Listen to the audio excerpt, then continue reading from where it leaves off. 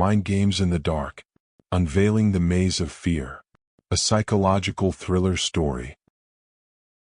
Dr. Evelyn Carter's office was a sanctuary of calm, bathed in the soft glow of a desk lamp. Her polished wooden desk was neatly organized, and the walls were adorned with framed degrees and accolades. Yet, despite the tranquility of the space, an air of anticipation hung heavy as she examined the letter before her. The envelope was unmarked, save for a cryptic symbol stamped on its seal. Evelyn carefully peeled it open, revealing a single sheet of heavy, cream-colored paper. The letter inside was elegantly written in a flowing script. Dear Dr. Carter, you are cordially invited to participate in a unique psychological experiment. Your expertise and innovative methods are well suited for this endeavor.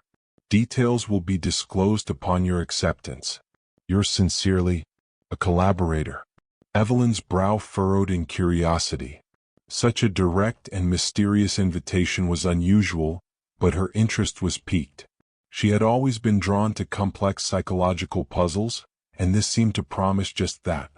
After a brief contemplation, she decided to accept. A reply was sent, confirming her participation, and the anticipation built as she awaited further instructions. James Reed sat in his living room, staring blankly at the television screen. The images on the screen were a blur to him, overshadowed by the heavy thoughts that plagued his mind. A former military officer, James had seen things that haunted him in his dreams, images of conflict, loss, and a profound sense of betrayal. His attempts to move past these experiences had led him to Dr. Evelyn Carter. His wife, Lena, entered the room, her expression a mix of concern and determination. She had been supportive of James's decision to seek help, but the weight of his struggles was starting to take a toll on her as well. James, you're not really watching that, are you? Lena asked softly, sitting beside him on the couch. He sighed deeply. No, not really. Just lost in thought. I'm anxious about the session tomorrow. Lena took his hand in hers. I know. But Dr. Carter has a reputation for helping people with complex issues. I believe in her methods. James nodded, though his unease remained. The previous night, he had received a call from Dr. Carter's office with instructions for the upcoming session. He was to come alone, and he was instructed to leave behind any electronic devices. The request was odd, but James was willing to comply, desperate for relief from his inner torment. As Lena left the room, James glanced around his house, feeling a growing sense of foreboding. Shadows seemed to loom larger than usual, and the silence of the house was interrupted only by the distant hum of a car engine. Little did he know, the invitation to Dr. Carter's experiment would soon reveal more than just psychological truths. The following day, James Reed arrived at Dr. Evelyn Carter's clinic. The building, an old Victorian mansion converted into a modern practice, exuded an eerie charm. The intricate iron gate creaked as he entered, and the atmosphere inside was both welcoming and unsettling. Dr. Carter greeted him at the door with a warm smile. Mr. Reed, welcome. I'm glad you could make it. James nodded, trying to ignore the anxiety gnawing at his insides. Dr. Carter led him to her office, where the soft lighting and comfortable furnishings seemed designed to put patients at ease. However, James couldn't shake the feeling that he was stepping into a trap rather than a therapy session. Please have a seat, Dr. Carter said, gesturing to the armchair opposite her desk. James took his seat, and Dr. Carter settled into her chair, her demeanor professional but approachable. Before we begin, I'd like to explain the nature of today's session. It's going to be different from what you might be used to. I'm going to use a technique called immersive therapy. It's designed to engage your subconscious mind directly. James's eyes widened. Immersive therapy? I haven't heard of that before. It's quite innovative, Dr. Carter explained. It involves creating a controlled environment where we can explore your subconscious fears and memories more vividly. It's important that you stay focused and honest about your feelings. James nodded, albeit hesitantly. Dr. Carter began the session by asking him to close his eyes and focus on his breathing. As he did, the room seemed to shift. The comforting familiarity of the office faded, replaced by a disorienting sense of being in a different space entirely. The environment around him transformed into a dark, labyrinthine maze. The walls seemed to pulse with an otherworldly energy, and distant whispers echoed through the corridors. James's heart raced as he tried to navigate the maze, each turn revealing more unsettling sights and sounds. Dr. Carter's voice guided him through the maze, asking probing questions about his fears and memories. As James delved deeper into his subconscious, he encountered images of his military past, his fallen comrades, the chaos of battle, and moments of intense personal betrayal. The maze seemed to distort and shift, reflecting his inner turmoil. The therapy session continued with James struggling to make sense of the disorienting maze. His mind was a whirlwind of fractured memories and haunting images. As he ventured further, he encountered an unsettling scene, an image of a young soldier wounded and pleading for help. The soldier's face was blurred, but James felt a deep, visceral connection. "Focus on the emotions you're experiencing," Dr. Carter's voice urged. "What do you feel?" James's breath came in ragged gasps. "Fear. Guilt. I can't remember who that is. Why can't I remember?" "Sometimes our minds shield us from painful memories," Dr. Carter said soothingly. "But facing them can be liberating. Try to recall the events surrounding this memory." As James struggled, another memory emerged, one of a heated argument with a superior officer. The officer's harsh words and betrayal cut deep, and James felt a surge of anger and helplessness. The maze seemed to close in on him, intensifying his emotional distress. In the midst of this turmoil, James heard a chilling whisper, "You failed them. You're responsible." The accusation struck James with a force that nearly brought him to his knees. He clenched his fists, trying to push through the suffocating darkness. As he continued to confront these fragmented memories, he began to question his own sanity. The line between reality and his subconscious seemed to blur, leaving him feeling vulnerable and exposed. Dr. Carter's voice guided him back to the present, gradually bringing the session to a close. James opened his eyes, finding himself once again in Dr. Carter's office. The room was calm, but the unsettling feeling lingered. "How are you feeling?" Dr. Carter asked, her gaze steady and compassionate. James struggled to find the right words. "I'm overwhelmed. I thought I was facing my past, but it felt like I was drowning in it." "That's a natural reaction," Dr. Carter reassured him. "Immersive therapy can be intense, but it's a step toward healing. We'll continue to work through these issues together." James nodded, though he couldn't shake the feeling that there was more to the session than Dr. Carter was letting on. The sense of foreboding he had felt upon entering the clinic seemed to deepen, leaving him anxious about what lay ahead. That evening, as James attempted to piece together the fragments of his day, Lena noticed his discomfort. "You look like you've seen a ghost," she said, her voice laced with concern. James managed a weak smile. It was intense. Dr. Carter's methods. They really make you confront your fears head-on. Lena squeezed his hand. "I'm sure it will help in the long run. But maybe you should try to relax tonight. Let's have a quiet evening." They settled in for a peaceful evening at home, but as the night wore on, James couldn't shake the feeling of unease. The memories and emotions stirred up during the session lingered like a heavy fog. Around midnight, James awoke to a strange noise. It sounded like a soft rustling or scratching coming from downstairs. His heart pounded as he quietly slipped out of bed and crept down the stairs. Lena remained asleep, oblivious to the disturbance. He carefully made his way through the darkened house, the sound growing louder. It was coming from the study, a room James seldom used. As he approached, the door creaked open slightly and he peered inside. The study was dimly lit by the glow of his computer screen, which had been turned on.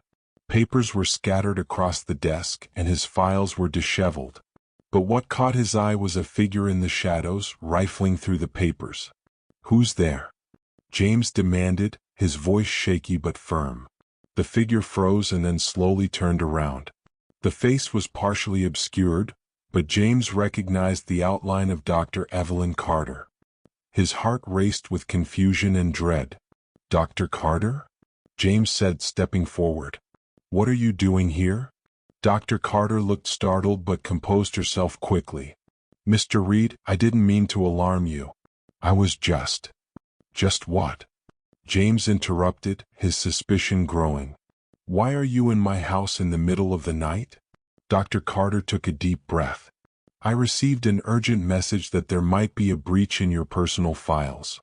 I needed to check on something related to our session." James's mind raced. He was torn between trusting Dr. Carter's explanation and the unsettling reality of finding her in his home unannounced. "I don't understand. Why didn't you contact me directly?" "There wasn't time," Dr. Carter said, her voice steady but with an edge of urgency. "I needed to act quickly to ensure your safety." Before James could respond, the sound of footsteps approached from the hallway. The intruder had heard them. Dr. Carter's expression turned grim. "We need to get out of here. Now." James and Dr. Carter hurriedly left the study, James grabbing his phone as they made their way to the front door. The unsettling feeling James had experienced earlier was now replaced with a growing fear for his and Lena's safety. As James and Dr. Carter stepped outside, the cool night air was a stark contrast to the tension inside. They quickly moved to Dr. Carter's car, parked in the driveway. James glanced back at his house, a mix of anger and worry clouding his thoughts. "Where are we going?" James asked, trying to steady his breathing. "Somewhere safe," Dr. Carter replied, starting the car. "I need to explain everything, but we have to avoid any potential danger." They drove in silence, the weight of the night's events pressing down on them. After a short drive, Dr. Carter pulled into a secluded area, a small, well-maintained cabin nestled in the woods. She parked the car and led James inside. The cabin was cozy, with a warm fireplace and comfortable furnishings. Dr. Carter set up a pot of coffee and motioned for James to sit. "I owe you an explanation," Dr. Carter began, her tone serious. "What happened tonight was not planned. There are forces at play that go beyond our initial session." James listened intently. "What are you talking about? Why was someone in my house?" "I suspect someone is trying to sabotage our work," Dr. Carter explained. "The method I use can sometimes draw unwanted attention. It appears that someone has taken a particular interest in your case, and it's likely linked to your past." James's mind raced. "You think this is related to my military service?" "It's a strong possibility," Dr. Carter said. "Your memories and experiences are not just personal, they could have connections to a larger, more sinister scheme. I need to investigate further, but I wanted to ensure you were safe first." James felt a mixture of relief and frustration. "So what do we do now?" "I'll contact my colleague, Dr. Alan Brooks. He's a trusted friend and might have additional insight into this situation," Dr. Carter said. "We need to be cautious and gather as much information as possible." As Dr. Carter made the call, James pondered the strange events of the day. His mind was filled with questions and fears, but he knew one thing for certain. The psychological labyrinth he had been navigating was far more complex than he had imagined. The following days were a blur for James Reed. Dr. Carter and Dr. Brooks worked diligently to uncover the mystery surrounding the intruder and the peculiar events that had unfolded. James tried to return to some semblance of normalcy, but his sense of security was shattered. One evening, as James sat alone in the cabin, he noticed subtle changes. The cabin, once a haven, now seemed like a prison. The walls felt closer, the shadows darker. He couldn't shake the feeling that he was being watched. Every creak of the floorboards or rustle outside the window heightened his paranoia. Dr. Carter and Dr. Brooks had been analyzing James's session data and the disturbing imagery from the maze. They had discovered something alarming. Several files were missing, including those that related to James's most traumatic memories. It was clear that someone was tampering with the evidence, but the motive remained unclear. James's anxiety began to escalate. He experienced vivid hallucinations, flashes of his military past and distorted images of people he knew. The line between reality and illusion blurred, and he found himself questioning his own sanity. One night as he lay in bed, a soft knocking on the door startled him. His pulse quickened as he crept out of bed and approached the door. He peered through the peephole but saw nothing. Hesitant, he opened the door slightly, but there was no one there. Suddenly, the door swung open and James was thrust into darkness. He stumbled back, but something, or someone, was pushing him. He reached for the light switch, but the power was out. The darkness was suffocating, and he felt a cold hand grip his shoulder. "James?" a voice whispered urgently. It was Dr. Carter. "We need to get out of here." James's mind raced as he followed Dr. Carter through the darkened cabin. They had barely managed to escape through a back window when a car's headlights cut through the night. They crouched behind a thicket, watching as a shadowy figure approached the cabin. Dr. Carter's face was pale with concern. "Someone is definitely after you. We need to find out who and why. But right now, we need to stay hidden and find a secure place." James nodded, his heart pounding. The descent into madness was not just a metaphor, it was becoming his reality. The psychological torment he had been experiencing was now compounded by a tangible threat. The next morning, James and Dr. Carter took refuge in a nearby hotel, away from the unsettling cabin. Dr. Brooks had been investigating leads and finally uncovered a crucial piece of information. Dr. Carter and James met with Dr. Brooks in a small, dimly lit conference room at the hotel. Dr. Brooks's expression was grave as he presented the findings. "I've traced the tampered files and found a connection to a private security firm with a history of dubious activities." James's eyes widened. "A security firm? But why would they be involved in my case?" Dr. Brooks continued, "It seems they've been hired by someone with a vested interest in your military past. Your sessions have revealed information that could be used to manipulate or discredit you." Dr. Carter added, "I believe the person behind this is Victor Harlow, a figure with a shady reputation. He's known for using psychological manipulation for personal gain." James's mind reeled as he absorbed the revelation. "Victor Harlow? I've heard the name before. He was involved in some covert operations during my service. But why target me now?" Dr. Carter's gaze was intense. "It appears that Harlow is seeking revenge or trying to cover up something from the past. Your memories and experiences have unwittingly become a part of his scheme." With this new understanding, James and Dr. Carter decided to confront Harlow directly. They arranged a meeting, hoping to unearth the full extent of his motives and put an end to the manipulation. The meeting took place in an abandoned warehouse, a stark contrast to the security and calm of their previous encounters. Harlow's demeanor was cold and calculating as he faced James and Dr. Carter. "You've been quite a nuisance," Harlow said with a smirk. "I didn't expect you to dig this deep." James's anger flared. "Why have you been targeting me? What do you want?" Harlow's eyes glinted with malicious intent. "You're a loose end. Your memories and experiences threaten to expose truths that could ruin everything I've worked for." The confrontation escalated into a tense standoff, but Harlow's true motives remained partially shrouded in ambiguity. Dr. Carter and James managed to escape the warehouse with evidence of Harlow's schemes, ready to expose him and bring an end to the psychological manipulation. With evidence in hand, Dr. Carter and James prepared to take their findings to the authorities. They had gathered documents, recordings, and other materials that clearly implicated Victor Harlow in a series of manipulative and illegal activities. The sense of impending justice gave James a renewed sense of purpose. However, just as they were about to finalize their report, Dr. Carter received an urgent phone call.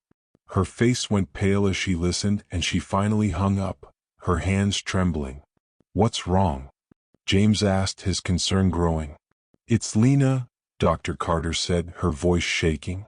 "She's been taken." James's heart dropped. "Taken? What do you mean?"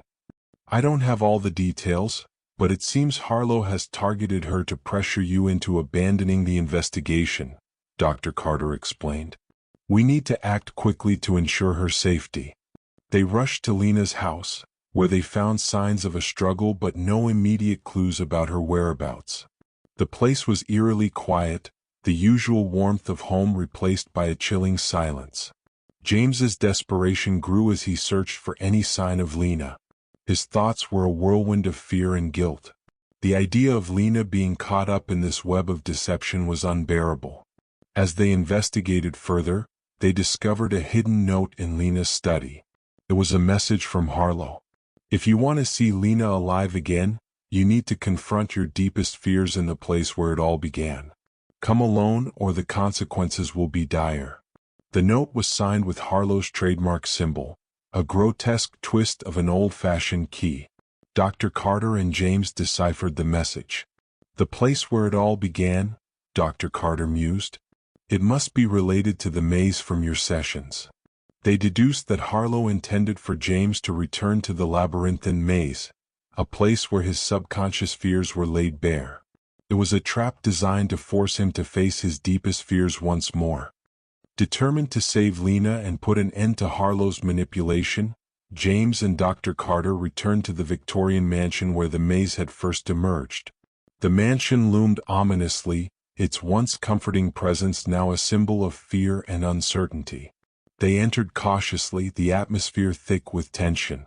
The mansion's interior had been transformed into a sinister version of the maze James had encountered during his therapy sessions.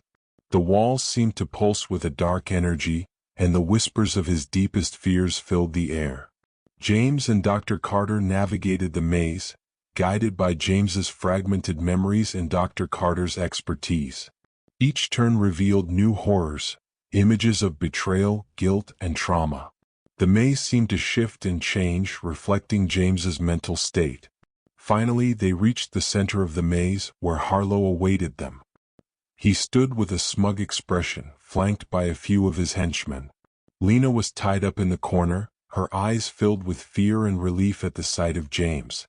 "Welcome to the final stage," Harlow said, his voice dripping with malice. "I've orchestrated this to force you to confront your true self.